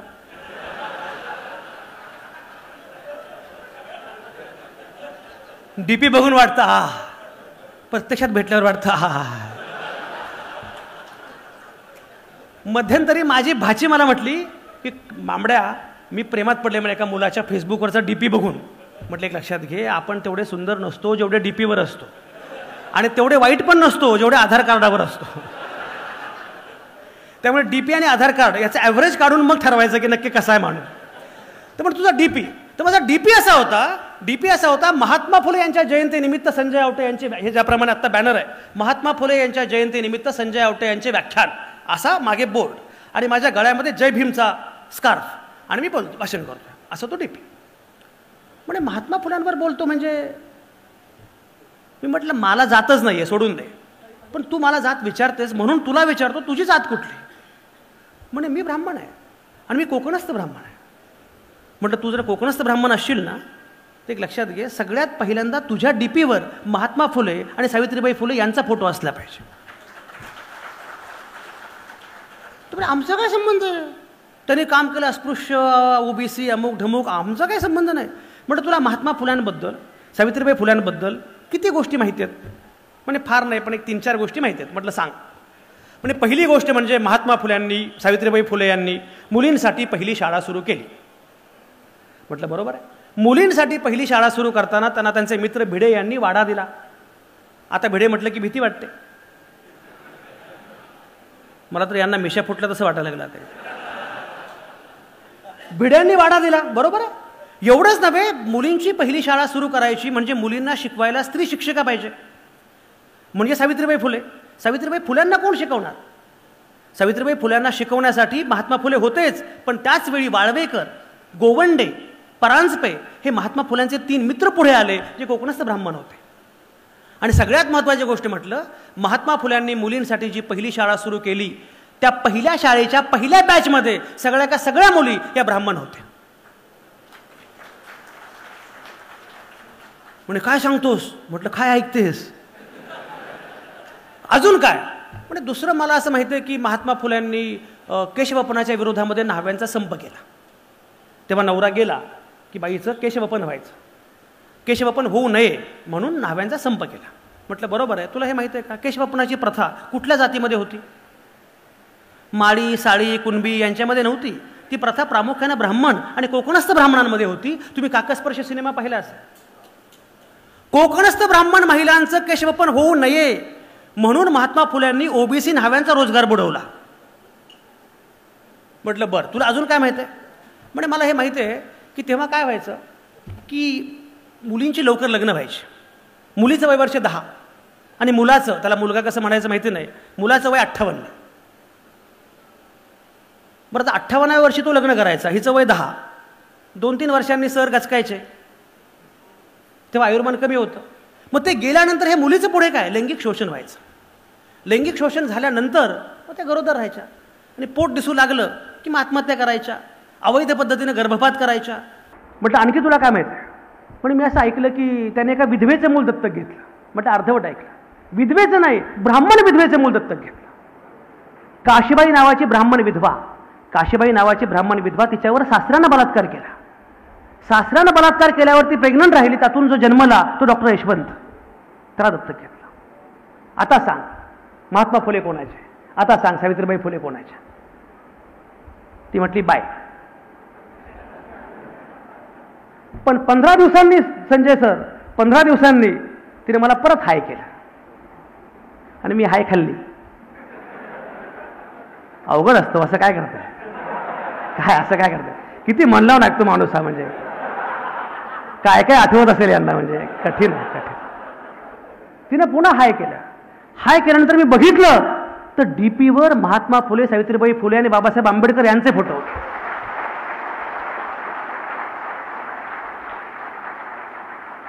या घटनेनंतर मी 2 निष्कर्ष काढले. पहिला निष्कर्ष असा, बोलत राहायला पाहिजे, संवाद केला पाहिजे, परिवर्तन होतं, माणसं बदलतात आणि नवनव्या लोकांशी बोललं पाहिजे. अनेकदा काय होतं, आपण आपलेच लोक बोलणार आणि आपलेच लोक ऐकणार. ते बायकांचं हळदी कुंकू असतं ना, आज आमच्या घरी, उद्या तुमच्या घरी, बायका त्याच. कधीतरी नव्या लोकांशी पण बोललं पाहिजे, परिवर्तन होतं, हा निष्कर्ष पहिला. आणि दुसरा निष्कर्ष, कॉलेजमध्ये न पटलेली मुलगी नंतर सुद्धा पटू शकते. माणसाने प्रयत्न सोडता कामा नये. माझा मुद्दा असा आहे की भारताची ही कल्पना आणि आयडिया ऑफ इंडिया, भारताची गाथा, ही मी मगाशी म्हटल्याप्रमाणे नव्या पिढीपर्यंत पोहोचवण्याचं आव्हान तुमच्या समोर आहे. याचं कारण असं आहे, एक लक्षात घ्या, मी तुम्हाला हे वारंवार सांगतो, यासाठी नव्या पिढीच्या शिक्षणक्रमातून हे सगळं हद्दपार केलेलं आहे. त्यांनी विचारच करू नये, त्यांनी फुले, शाहू, आंबेडकर कोण, गांधी, नेहरू, आंबेडकर कोण, काहीच कळूच नये. आणि आणि एक लक्षात घ्या, व्हॉट्सॲप विद्यापीठ नावाचं भयंकर प्रकरण सुरू झालेलं आहे. व्हॉट्सॲपवर काय काय फॉरवर्ड होतं आणि लोकांना ते खरं वाटायला लागतं. नाही पण ते सरदार वल्लभभाई पटेल यांना पंतप्रधान करायला पाहिजे होतं. तुला कोणी विचारलं? प्रश्न काँग्रेसचा, तुझा काही संबंध आहे का? पण ह्याला हे माहिती नसतं की बाबा रे, सरदार वल्लभभाई पटेलांना पंतप्रधान करायला पाहिजे होतं असं तू म्हणतोस, पण 1952 मध्ये भारतातली पहिली सार्वत्रिक निवडणूक झाली आणि सरदार वल्लभभाई पटेल यांचं निधन 1950 मध्ये झालं. वयाचा मुद्दा होता, आरोग्याचा मुद्दा होता, पण जाणीवपूर्वक गांधी विरुद्ध आंबेडकर, गांधींचं आणि आंबेडकरांचं भांडण होतं. म्हटलं भांडण होतं कारण ते दोघेही काम करत होते, तुम्ही काहीच करत नव्हता, तुमच्याशी कोण भांडेल?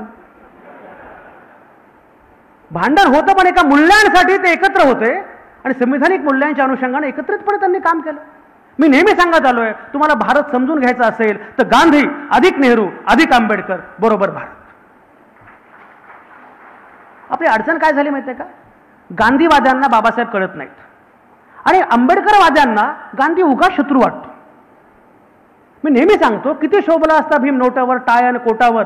नोटेवर भीम शोभलाच असता, पण आत्ता जो नोटेवर आहे तो अशोभनीय नाही. गांधी, नेहरू, आंबेडकरांना एकत्रितपणे समजावून घेत भारताची कल्पना समजावून सांगण्याचं आव्हान आपल्या समोर आहे. आणि मी मगाशी म्हटल्याप्रमाणे नव्या पिढीला नव्या भाषेमध्ये, त्यांच्या भाषेमध्ये समजावून सांगणं हे अत्यंत महत्त्वाचं आहे. हे जर केलं, मी मगाशी म्हटल्याप्रमाणे भारताची कल्पना काय, भारताची गाथा काय. अरे तुम्हाला कल्पना नाही, सर्वसामान्य माणूस बोलू शकतो, हवं ते बोलू शकतो. ते मला गंमत आठवली. जनबंधू सर, ते जनबंधू नाव भारी आहे. उसनं मिळेल मला ते जनबंधू दिलं त्याने, उसनं मला देऊन टाकलेलं आहे. भारत चीन सीमारेषेवर कुत्र्यांची कळवंड सुरू होती. तुम्हाला कळवंड माहिती आहे का? आमच्याकडे कळवंड म्हणतात, म्हणजे भांडण. भारत चीन सीमारेषेवर कुत्र्यांचं भांडण सुरू होतं. भारतामध्ये सगळे कुत्रे जमलेले होते, सगळे कुत्रे भारतीय, फक्त एक कुत्रा चीनचा होता. बरं, चीनचा कुत्रा असा धष्टपुष्ट खाऊन, भारताचा कुत्रा आपला. चीनच्या कुत्र्यानं सुरू केलं, अरे आमच्या देशामध्ये काय ते काय झाडी, काय ढोंगार. त्यानं सुरू केलं, काय उड्डाण पूल, काय अमुक, काय ढमुक. हे सगळं सांगितल्यानंतर आपलं भारताचं कुत्र्याचं कसं असतं, शक्यतो बाहेर काय भांडण करत बसत नाही, घरात आल्यावर मग बाहेर उगाच कशाला. तरी हा फारच बोलायला लागला. एका कुत्र्याला असं वाटलं की आता उत्तर दिलं पाहिजे, पण तोंडात तंबाखू. तेवढ्यासाठी भरलेला बार थुंकायचं म्हणजे तो आपला सुरू सुरू. तुमच्याकडे तर खर्रा वगैरे प्रकारे गडचिरोली काय भयंकर प्रकार आहे. तिथे माणूस बसला असेल ना, इथे वास येतो. ते खर्रा काय खर्रा नाही बाबा, अवघड आहे. तर ते शेवटी त्याचं फारच सुरू झाल्यावर त्यांनी तंबाखू थुंकली. आता म्हटलं बोललं पाहिजे, पण एवढं कौतुक करतोय, चीन असं, चीन तसं, चीन ह्याव, चीन ढ्याव. मग चीन सोडून भारतामध्ये कशाला आला? थोडलं काय, चीनमध्ये खायला मिळतं, प्यायला मिळतं, पण चीनमध्ये भुंकता येत नाही. भारतामध्ये भुंकता येतं. हा भुंकण्याचा अधिकार आहे ना, तो कायम लक्षात ठेवला पाहिजे. सर्वसामान्य माणसाला बोलण्याचा अधिकार हे आपलं सगळ्यात महत्त्वाचं वैशिष्ट्य आहे, आणि तो अधिकार कधीही गमावता कामा नये. म्हणून मला असं वाटतं की भारताची ओळख समजून घेताना, भारताची गाथा समजावून घेताना हे कायम लक्षात घेतलं पाहिजे. येणारा काळ कठीण आहे का? कठीण आहे. सगळ्यात कठीण काळ काय माहिती आहे का? तुम्हाला एक गंभीर मुद्दा सांगतो. डॉक्टर अजित रानडे नावाचे प्रख्यात इकॉनॉमिस्ट आहेत, अर्थतज्ञ आहेत. ते एकदा माझ्याकडे आले ऑफिसमध्ये. मी त्यांना म्हटलं, डॉक्टर अजित रानडे, अर्थतज्ञ म्हणून तुम्ही विकासाची व्याख्या कशी करता? How you define development? अलीकडे काय झालं आहे, मित्रो म्हणजे विकास आणि मेट्रो म्हणजे विकास असं सुरू झालं आहे. तर विकासाची व्याख्या तुम्ही कशी करता? ते मला म्हटलं, आवटे साहेब तुम्ही कधी फ्रान्सला गेला आहे का? म्हटलं मी बऱ्याच देशांना गेलो आहे, पण फ्रान्सला काही गेलो नाही. तसंही सगळ्या देशांना जाऊ शकेल असं आपल्याकडे एकच माणूस आहे. त्यामुळे म्हटलं मी काही गेलेलो नाही आहे. म्हणजे तुम्ही कधी फ्रान्सला गेलात, पॅरिसमध्ये जर गेलात, तर पॅरिसमध्ये गेल्यावर आपण काय करतो? आपण हॉटेलमध्ये चेक इन करतो. आता जसं मी हॉटेलमध्ये चेक इन केलं, आपण चेक इन करतो. चेक इन केल्या गेल्या आपल्याला काय असतं? पाणी, मिनरल वॉटर. रिसेप्शनला आपण फोन करतो, इथं पाण्याची बाटली दिसत नाही, पाणी. ते म्हणते जा आणि नळाचं पाणी बाथरूममधलं प्या. तुम्ही म्हणता ओ, ती पण म्हणते ओ, कारण फ्रेंचमध्ये ओ म्हणजे पाणी. पुढे अजित रानडे असं म्हणाले की ज्या देशामध्ये, ज्या शहरामध्ये कुठल्याही नळाचं पाणी डोळे झाकून तुम्हाला पिता येतं, त्याला विकास म्हणतात. ज्या शहरामध्ये सार्वजनिक रुग्णालयामध्ये आपल्या पेशंटला ऍडमिट करावं असं तुम्हाला मनापासून वाटतं, त्याला विकास म्हणतात. आमच्याकडे ससून हॉस्पिटल आहे. एकदा मी माझ्या आईला ससून हॉस्पिटलला घेऊन गेलो, सरकारी हॉस्पिटल. आईला वाटलं पोराची माया पातळ झाली किंवा पोराची खिशातली माया पातळ झाली. आईला मी सांगितलं की ससून हॉस्पिटलच्या सोबत BJ मेडिकल कॉलेज आहे, आणि ससून हॉस्पिटलमध्ये जेवढे तज्ज्ञ डॉक्टर आहेत तेवढे भारतातल्या कुठल्याही खाजगी रुग्णालयामध्ये नाहीत. पण जाणीवपूर्वक खाजगी म्हणजे थोर आणि सरकारी म्हणजे वाईट, हे जे आपण सुरू केलं आहे ते पुढे असं म्हणाले, ज्या देशामध्ये सार्वजनिक शाळेमध्ये आपल्या मुलांना प्रवेश द्यावा असं वाटतं, त्याला विकास म्हणतात. परवा मी नर्सरीच्या एका कार्यक्रमाला गेलो. मी कधी जात नाही, पण आमच्या मित्राची नर्सरी आहे, KG वगैरे. गेलो, ते कार्यक्रमाला गेलो. त्या पालकांना विचारलं, म्हणजे नर्सरीची फी किती आहे? 1,10,000. KGची फी. माझं अख्खं शिक्षण झालं तेवढं, आणि भरपूर शिक्षण झालं आहे. मी 10वी 12वी BSc agriculture, BCJ, MMCJ, MA political science, diploma in dramatics, आता PhD होईल. 1,10,000 अख्खं शिक्षण झालं. 1,10,000 नर्सरी. पुढे ते असं म्हणाले, ज्या शहरामध्ये, ज्या गावामध्ये, ज्या देशामध्ये सार्वजनिक वाहतूक व्यवस्थेनं प्रवास करावा असं प्रत्येकाला वाटतं, त्याला विकास म्हणतात. आपल्याकडे सगळ्यात मोठी अडचण काय? विकासाचा केंद्रबिंदू सर्वसामान्य माणूस असला पाहिजे, पण चकचकीत आकडे फेकले जातात आणि काहीतरी गुळगुळीत रस्ते म्हणजे विकास. मला असं वाटतं की विकासाची कल्पना काय आहे याच्या अनुषंगाने पण आपल्याला विचार करावा लागेल, आणि त्यासाठी सर्वसामान्य माणूस हा या देशाचा केंद्रबिंदू आहे हे सांगावं लागेल. आणि तो केंद्रबिंदू सांगताना मी मगाशी म्हटल्याप्रमाणे हा सगळा वारसा काय तुम्हाला कल्पना आहे का? अरे एवढा भव्य वारसा जगातल्या कुठल्याही देशाचा नाही आहे. मला आठवतं, मी कारगिलमध्ये गेलो होतो, आणि कारगिलमध्ये बुद्धमूर्ती खूप आहेत बरं. तर कारगिलमध्ये गेलो होतो, एका शाळेत गेलो. ती शाळा त्या युद्धामध्ये उद्ध्वस्त झाली होती. त्या पोरीला मी विचारलं, लहान मुलीला, त्या युद्धाबद्दल, ते युद्ध युद्ध युद्ध. ती म्हटली, बार बार आप युद्ध के बारे में क्यों बोल रहे हैं? कारगिल के बुद्ध के बारे में भी बोलो. हा बुद्धाचा देश आहे. हा बुद्धांचा देश निर्बुद्धांचा होत चालला आहे, आणि तरी आपण हतबुद्ध आहोत. ही सगळ्यात वाईट अवस्था आहे.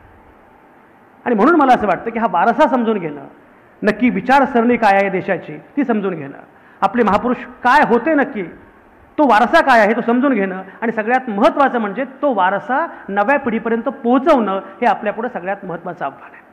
एक लक्षात घ्या, नव्या पिढीकडे सगळी माध्यम आहेत, पण शेवटी माध्यम महत्त्वाचं आहेच, पण कुठलंही माध्यम तुम्हाला विचार करायला शिकवत नाही. विचार तुम्हालाच करावा लागतो. मला तर तरुण मुलामुलींची भीती वाटते हो. मोबाईल डेटा संपला त्या मुलांचं कसं होणार? पूर्वी होतं ना, बाळ रडत होतं, ग्राई पॉटर दे त्याला. आता बाळ विचार करतंय, मोबाईल दे त्याला. 4G 5G 6G जिजिरे जी. मी नेहमी सांगतो, मला लष्करी तोयबाची भीती वाटत नाही, मला या लष्करी होयबांची भीती वाटते. विचारच करणार नाही अशी एक पिढी आपण तयार करतो की त्याने विचारच करायचा नाही, कुठलाही विचार करायचा नाही, फक्त येस सर म्हणायचं, वाय सर म्हणायचं नाही, वेगळा विचार करायचा नाही, कारण व्यवस्थेला विचार करणाऱ्यांची भीती वाटते. नरेंद्र दाभोलकरांचा खून का होतो? गौरी लंकेशचा खून का होतो? गोविंद पानसरेंचा खून का होतो? डॉक्टर कलबुर्गींचा खून का होतो? कारण व्यवस्थेला विचार करणाऱ्यांची भीती वाटते, आणि आपलं काम आहे सजग विचार करणारी पिढी घडवणं, आणि त्यासाठी सगळी माध्यमं वापरणं हे काम आपल्याला करायचं आहे. मला पूर्णपणे खात्री आहे, मगापासून मी तुमच्याशी बोलतोय, हा सगळा वारसा सांगतोय, आणि तुम्ही एवढे छानपणे ऐकता आहात, योग्य ठिकाणी हसता आहात, जरा जास्तच हसता आहात, योग्य ठिकाणी टाळ्या वाजवता आहात. पण एक लक्षात घ्या, मी मगाशी म्हटल्याप्रमाणे उद्या या देशाचं वाईट झालं, या देशाचं वाईट झालं तर त्याला कुठलेही नेते जबाबदार असणार नाही, तुम्ही आणि मी जबाबदार असणार आहोत. कारण बाबासाहेबांनी म्हटलं होतं, माझा भरोसा यापैकी कोणावरही नाही, माझा भरोसा सर्वसामान्य माणसांवर आहे. तुम्ही आज कोणासोबत आहात? मी मध्ये जर्मनीला गेलो होतो, मी पण बऱ्याच ठिकाणी जातो का होते, माझी स्पर्धा दिसते त्यांना आता. म्हणजे मी मध्यंतरी जर्मनीला गेलो होतो, आणि जर्मनीमध्ये एक मैत्रीण आमची झाली, ती मला म्हटली की घरी चला. आम्ही सगळे तिच्या घरी गेलो. घरी गेलो, मोठा बंगला असा चांगला, सगळीकडे सगळ्यांचे फोटो होते बरं का. म्हटलं कोणाचे फोटो सगळे? तर म्हणे हे माझे पणजोबा, हे खापर पणजोबा, हे अमुक, हे ढमुक वगैरे सगळे सांगितलं. तिथे एक जागा मात्र रिकामी होती, तिच्या आजोबांचा फोटो नव्हता. म्हटलं आजोबांचा फोटो मिळाला नाही का? त्यांचं नाव घेऊ नका म्हणे. का? तो हिटलरसोबत होता. एक लक्षात घ्या, उद्याची पिढी हे लक्षात ठेवणार आहे की तुम्ही कोणासोबत आहात, आणि तुम्ही हिटलरसोबत असाल तर तुमच्या घरात पण तुमचा फोटो लागणार नाही, हे लक्षात ठेवा. आणि म्हणून आपण कोणासोबत आहोत, आपण कोणासोबत असणार आहोत हे सगळ्यात महत्त्वाचं आहे. काय होईल मला माहिती नाही, पण हे नक्कीच आहे की आपण कोणासोबत आहोत, कुठल्या मूल्यांसोबत आहोत हे ठरवण्याचा अधिकार आपला आहे, आणि तो आपण कायम ठेवला पाहिजे. मला पूर्णपणे खात्री आहे. खरं म्हणजे तुमचं मला कौतुक यासाठी वाटतं की तुमचं तसं बरं चाललं आहे, खूपच छान चाललं आहे. एवढं छान चाललेलं असताना सुद्धा तुम्हाला या लष्कराच्या भाकरी भाजाव्याशा वाटतात, याचा अर्थ तुम्ही नक्कीच आश्वासक आहात. सगळं बरं चाललेलं असताना सुद्धा आपल्याला वाटतं की नाही मला काहीतरी करायचं आहे ना, ही अत्यंत महत्त्वाची गोष्ट आहे. आणि मला पूर्णपणे खात्री आहे हे संघटन ज्या प्रकारे वाढतं आहे, ज्या प्रकारे विकसित होतं आहे, सगळ्यात महत्त्वाची गोष्ट म्हणजे या संघटनेला एक वैचारिक अधिष्ठान आहे. डॉक्टर संजय घोडकेंनी मला पूर्णपणे कल्पना दिली आणि माझ्या लक्षात आलं की वैचारिक अधिष्ठानावर ही संघटना उभी आहे आणि या संघटनेकडून माझ्या खूप अपेक्षा आहेत आणि मला पूर्णपणे खात्री आहे येणारा काळ कितीही कठीण असला तरी माझाही भरोसा सर्वसामान्य माणसांवर आहे, माझा भरोसा तरुणाईवर आहे. इथं महिला कमी संख्येनं आहेत, महिलांची संख्या वाढली पाहिजे, यांनीच गोंधळ घातला सगळा.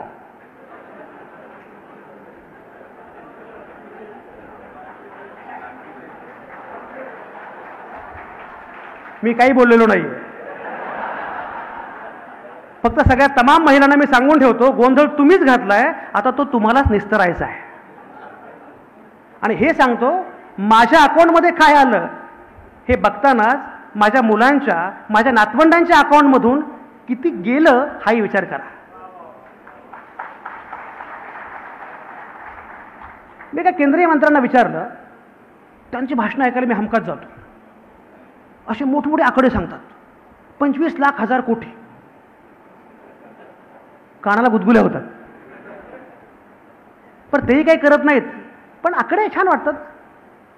त्यांना मी शेवटी त्यांचं भाषण झाल्यावर विचारलं, म्हटलं मला 3 कन्सर्न आहेत. 3 कन्सर्न आहेत. पहिली गोष्ट अशी की तुम्ही उड्डाण पूल बांधताय, सगळं बांधताय, बरोबर आहे. मला हे कळत नाही की मी पुण्यामध्ये आहे, मी माझ्या मुलांसाठी नातवंडांसाठी जमीन घेतली, जागा घेतली, घर घेतलं, गाडी घेतली, पण माझ्या मुलांना नातवंडांना 50 वर्षानंतर पाणीच मिळणार नसेल तर करायचं काय? माझ्या मुलांना नातवंडांना 50 वर्षानंतर जर चांगली हवा मिळणार नसेल तर करायचं काय? हा पहिला कन्सर्न आहे. आणि दुसरा कन्सर्न असा आहे, त्या उड्डाणपुलावर माझी मुलं नातवंड जाती आणि धार्मिक दंगलीमध्ये होरपळून मरणार असतील तर करायचं काय? आणि तिसरा मुद्दा असा आहे की ज्या देशाच्या लोकशाहीचं वैशिष्ट्य विकेंद्रीकरण हे होतं त्याचं केंद्रीकरण का होत चाललेलं आहे? मी महानगरपालिका निवडणुका होतात हे आता आपण विसरून चाललो आहे. केंद्रीकरण, 1 नेशन 1 पार्टी 1 लँग्वेज 1 इलेक्शन, असं कसं काय चालेल? या देशाचं वेगळेपण असे आहे की या देशामध्ये वैविध्य आहे. आणि म्हणून मला असं वाटतं की हे वैविध्य लक्षात घेतलं पाहिजे. समारोप करताना तुम्हाला फक्त वैविध्याची गंमत सांगतो. पंडित नेहरू त्या काळामध्ये अत्यंत गाजलेले वक्ते होते, लोकांचे फार लाडके वक्ते होते. ही गोष्ट स्वातंत्र्यापूर्वीची आहे. पंडित नेहरू एका ठिकाणी गेले, एका सभेला गेले आणि भाषण करत असताना ते उभे राहिले आणि भारत माता की असे बिंबीच्या देठापासून सुरू झालं. तेव्हा पण होतं हे प्रकरण, भारत माता की सुरू झालं. नेहरूंना या उन्मादी राष्ट्रवादाची भीती होती.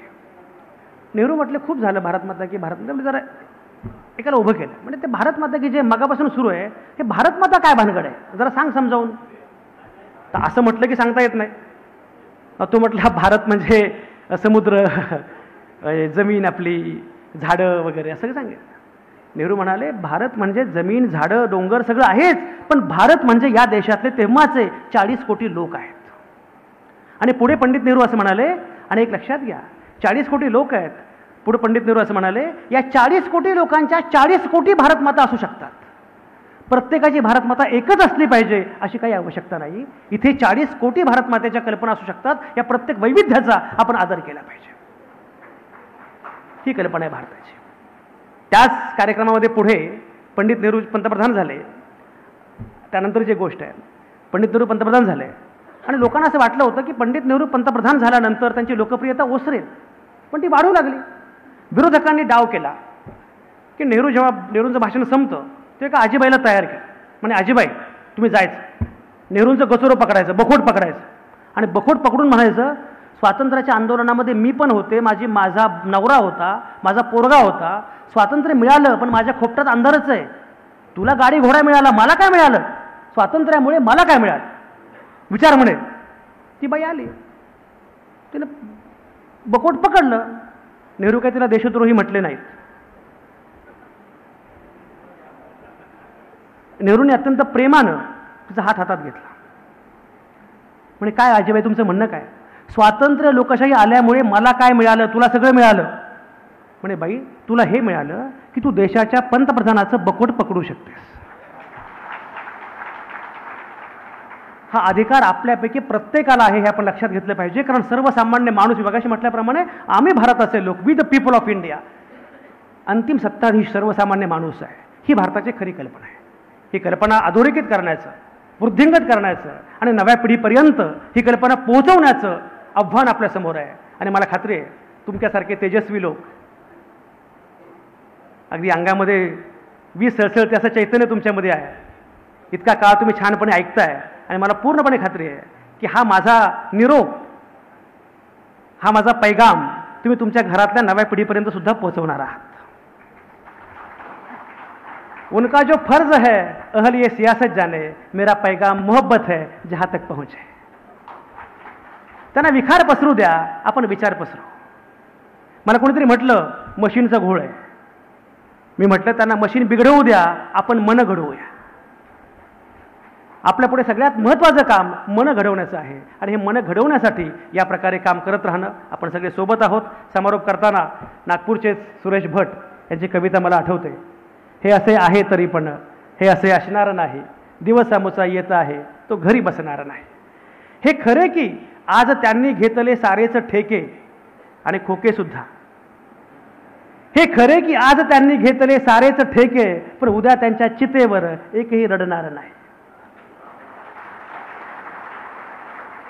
बांधती जे रोज भिंती, सांगती ते धर्म जाते, पण उद्याचा सूर्य एक आहे त्यामुळे फसणार नाही. छान झाले दांभिकांची पंढरी उद्ध्वस्त झाली, यापुढे बाचाळ दिंडी एकही निघणार नाही. ओडके सर, आपली सगळ्यात मोठी अडचण काय माहिती आहे? आपण दांभिक आहोत. इथे जय भीम म्हणायचं आणि खाली गेल्यानंतर जात धर्म, आपली सगळ्यात मोठी अडचण आहे. नागराज मंजुळे आमचा लंडनला गेला होता. तो लंडनहून परत आला. तर नागराज, तू लंडनमध्ये काय बघितलं? तो काहीतरी भलतंच बघतो ना. म्हणजे सर, मी तिथल्या लोकांना विचारलं, अशी कुठली शिवी आहे जी दिली की तुम्हाला त्रास होतो? तर तू काही विचारतोस म्हटलं. पण मी 50 लोकांना विचारलं, अशी कुठली शिवी आहे? आपल्याकडे असतं ना, ही चालेल शिवी पण ती नाही चालणार, असं असतं ना. म्हटलं मग? म्हणजे 50 लोकांना विचारलं, 25 लोकांनी म्हणे एकच उत्तर दिलं की ही शिवी चालणार नाही. कुठली शिवी? म्हणजे लायर. लायर म्हणजे खोटारडा. म्हटलं खोटारडा ही आमच्याकडे शिवीच नाही आहे. खोटारडा, आलेला बाढा, हे जे खोटं दांभिकता आहे ना, ह्या दांभिकतेने आपलं फार नुकसान केलेलं आहे. त्यामुळेच आपण नाव फार मोठमोठी घेतो. एक लक्षात घ्या, जय भीम म्हणणं हे फक्त टाळ्या वाजवण्याचं काम नाही. जय भीम म्हणणं म्हणजे तो सूर्याचा जाळ अंगावर घेणं आहे. उद्या भस्मसात व्हायची वेळ आली तरी सुद्धा 72 पण मी काम करत राहणार, असा जय भीमचा अर्थ आहे. एक वेळ बाकी कोणीही काही करू शकतं, पण जो जय भीम म्हणतो त्याला वाईट वागण्याचा, त्याला आयडिया ऑफ इंडियाच्या विपरीत वागण्याचा, भ्रष्ट वागण्याचा, धर्मांध वागण्याचा अधिकार अजिबात नाही. हा जय भीमचा अर्थ आहे. आणि म्हणून छान झाले दांभिकांची पंढरी उद्ध्वस्त झाली, यापुढे बाचाळ दिंडी एकही निघणार नाही. आणि शेवटी कवी म्हणतो, आजचे आमुचे पराभव पचवितो आम्ही उद्यास्तव. आजचे आमुचे पराभव पचवितो आम्ही उद्यास्तव, विजय तो कसला उरावर जखम जो करणार नाही. हे असे आहे तरी पण हे असे असणार नाही, दिवस आमुचा येत आहे तो घरी बसणार नाही. आणि मला पूर्णपणे खात्री आहे, माझा भरोसा तुमच्यावर आहेच, पण तुमच्याहूनही जास्त भरोसा त्या कमी संख्येने असणाऱ्या महिलांवर सुद्धा आहे, की त्यांच्यावर अधिक आहे. मला असं वाटतं महिलांनी आता ही सूत्र हातात घेतली पाहिजेत. कारण एक लक्षात घ्या, जात पुरुषांना असते, महिलांना नसते. महिला कुठल्याही जातीची असो, कुठल्याही धर्माची असो, तिचं शोषण होतं. आणि म्हणून जात धर्म झुगारून धरून तुम्ही कल्पना करा, हिंदू कोड बिलाच्या मुद्द्यावर बाबासाहेबांनी केंद्रीय मंत्रिपदाचा राजीनामा दिला.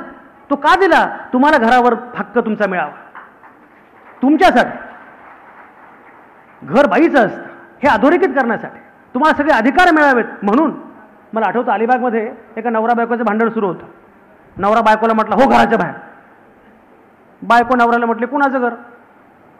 तो म्हटला माझं घर. ते म्हणले सांग बरं साखर कुठल्या डब्यात आहे? साखर कुठल्या डब्यात आहे माहित नाही, म्हणतो माझं घर. त्यामुळे तुमचा हक्क आहे, पण एक लक्षात घ्या, केवळ हक्क नाही जबाबदारी सुद्धा आहे. आणि म्हणून मला पूर्णपणे खात्री आहे की महिलांना सोबत घेऊन, सगळ्यांना सोबत घेऊन आणि प्रामुख्यानं तरुणाईला सोबत घेऊन त्यांच्या भाषेमध्ये बोलत आपल्याला हा विचार मांडला पाहिजे. हे आपण करत गेलो तर निश्चितपणे येणारा काळ हा केवळ आपलाच आहे. तुम्ही हा सगळा घाट घातलेला असताना गडचिरोलीसारख्या रम्य शहरामध्ये आज मला येता आलं. खरंच किती सुंदर शहर आहे, किती रम्य आहे, किती प्रसन्न आहे. मला कळत नाही गडचिरोलीला बदली झाली की लोकांना पनिशमेंट का वाटते. मग उलट पक्षी आता तर मी असं म्हणेन की गडचिरोलीमध्ये उलट पक्षी आवृत्ती असेल लोकमतची तर मला तिथला संपादक करा. इतकं मला आवडलेलं शहर आहे, इतकं सुंदर शहर आहे, निसर्गरम्य आहे, संपदा इतकी मोठी आहे. आणि गडचिरोलीमधल्या लोकांनी ज्या प्रेमानं हे सगळं आयोजन केलेलं आहे, किती छान लोक आहेत बघा. मग त्यांनी गडचिरोलीमधल्या आयोजकांनी माझा एवढा सन्मान केला की मला गची बाधा होईल की काय असं मला वाटलं. इतकं प्रेमानं सगळं आतिथ्य. नाईक साहेब कुठे गेले मगाशी? नाईक साहेबाला न्यायला आले होते, बाकी सगळी टीम आली होती. खूप छान, अत्यंत प्रेमानं आयोजन करणं. गोडके साहेब तुम्ही खरंच थोर आहात. तुम्ही ज्या प्रकारची टीम बांधलेली आहे. सुरेश भट म्हणतात एकटा होतो कुठे मी, एकटा आहे कुठे मी, फौज ही राबणाऱ्यांची झुंजार उभी आहे. गोडके साहेब अशी फौज तुम्ही बांधलेली आहे. तुम्ही सेनापती आहात आणि मला पूर्णपणे खात्री आहे की ही फौज ही फक्त अंध फौज नाही, ही विचारशून्य फौज नाही, ही विचार करणारी, कृती करणारी अशी दणकट फौज आहे. आणि यांच्याकडे बघून मी तुम्हाला सांगू का, गेल्या काही दिवसांमध्ये मला पण जरा नैराश्य आलं होतं, मळब आलं होतं. एवढे छान ऐकणारे अधिकारी, एवढे छान ऐकणारे इंजिनियर्स, एवढे छान विद्युत कर्मचारी सगळे बघितले आणि मला असं वाटलं बॉस अंधार किती होऊ द्या, उजाडणार आहे, उजेड येणार आहे. ती टागोरांची कविता आहे ना, सूर्य चालला होता अस्ताला, अस्ताला जाणाऱ्या सूर्याला वाटलं की आता माझ्या पश्चात प्रकाश कोण देणार. त्यानं चंद्राला विचारलं, चंद्र म्हटलं मी परप्रकाशित, मला शक्य नाही बाबा, तुझी तू बघ. कोणीच नाही पुढे आलं. तर एवढीशी पणती पुढे आली आणि ती पणती म्हणाली सूर्यदेवा तुझा आकार मोठा, व्याप्ती मोठी, तुझ्या एवढं काम मला जमणार नाही, पण आज एवढं आश्वासन देते ज्या ठिकाणी मी असेन त्याच्या आसपास अंधार फिरकणार पण नाही. कारण सूर्या तू मोठा असेल, मी छोटी असेल, पण तुझ्याही जीन्समध्ये प्रकाश आहे, माझ्याही जीन्समध्ये प्रकाश आहे. मित्रांनो तुम्ही महत्त्वाचे यासाठी कारण तुमच्या जीन्समध्ये प्रकाश आहे. आणि म्हणून प्रकाशाचं हे गाणं आपण गात राहूया. जय हिंद, जय